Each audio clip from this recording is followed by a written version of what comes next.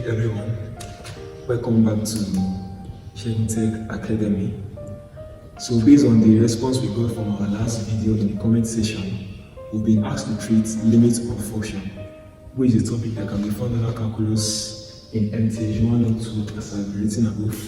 So today we're going to do little examples and learn to get more about the limit of function. So if you are joining us for the first time, here we treat more questions and topics and courses for a study guide and also for us to learn more academically.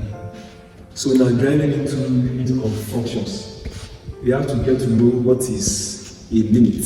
So a limit describes the value of a function as it approaches the limit of a certain value. Let me get that clear to us. The major formula we use, which is our theorem 1, is limit x equals to our f of x equals to our limit. So as the name implies, limit of a function. So we are trying to find the highest point, the breaking point that a certain value attains in a function. With this formula now, whatever our a is, which will be the value of our x, we are trying to find out with the equation that will be later be given on as a question to know the highest point whereby we can call that the limit of this particular function. So let me give us a basic example. I'm going to read this formula here. A basic example that we can use to represent what we have talked about. If we treat about 1 to 5 examples, I believe it's supposed to grasp something about limit of function. So let's assume examples. Let's assume we're given a question. This is our question 1. That our x is equals to 2, and then the function now comes in, which is 3x plus 1, and we don't know what our limit is. With this equation now, we are giving our x equals to 2, which means we have to substitute our x for 2 in the equation. Breaking this down now, we have 3x plus 1, which we don't know the answer yet. But we have been told that our x is equals to 2. So we have 3 times 2 plus 1. 3 times 2 will give us 6. So we have a total of 6 plus 1, which is equals to 7. So our limit for this function is 7. So we should get to know that once we have been given an equation for a particular limit, the function that we are going to have does not have to be defined or undefined. So far, our question has given us a variable to replace our x with. We don't have to worry about if the answer will be negative, positive, undefined, or defined. Once we are given a variable, there must be a limit for it. So let us give us more examples that we can use to go on. Let us have our example 2 here. This will be like a factor and cancel. There is factor and cancel limit. There can be many examples under this particular subtopic I wrote here, but then we are just going to treat one. We can as well get some other learning materials to expatiate more on this. So the question on this now will be limit x. Let's say our x is still equals to 2. Then we have x squared minus 4 over x minus 2. Let us take this as our function. We can see that this alone is an equation on its own, neglecting the part that we already begin the value for our x. So let's try to break this down because this can be simplified further to x raised to the power of 2 minus 4. That will be equals to x minus 2, x plus 2.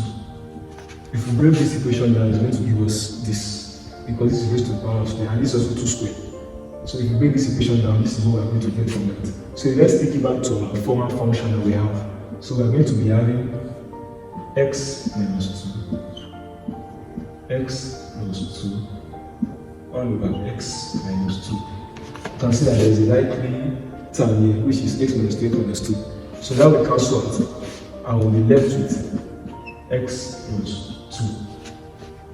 That is the equation we are given as our function. We have already simplified that now. So now, remember that our x is still equals to 2.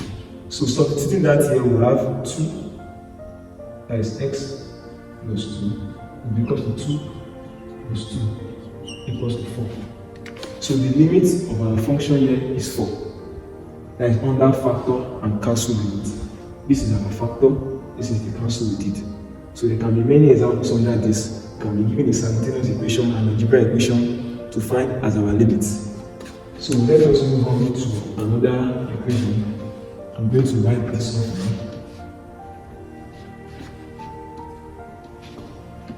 So our equation, example 3 now. Example 3 now, let us take a one-sided function. For example, these are easy functions to solve. Let me give us an example. Let's say we have limit x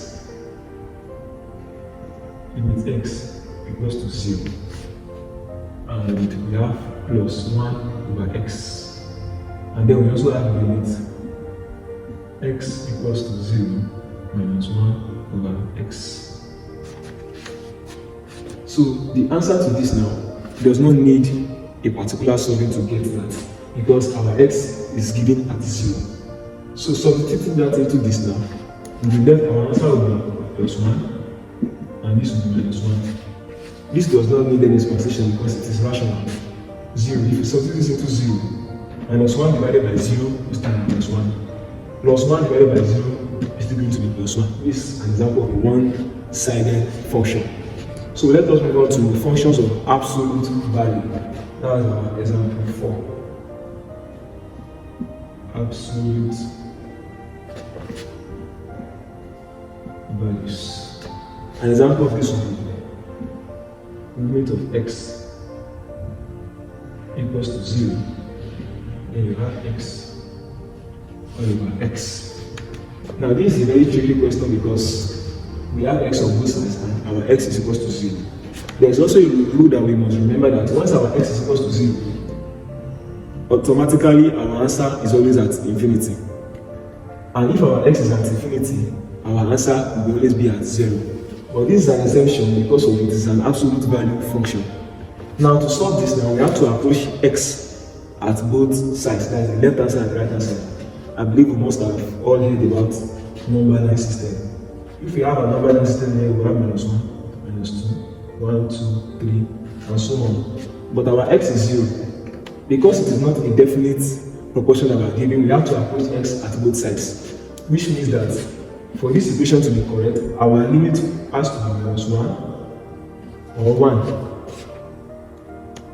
So if we approach x at both sides, which is the left hand side and the right hand side, our equation has to be minus 1 or 1. So that will be for absolute value.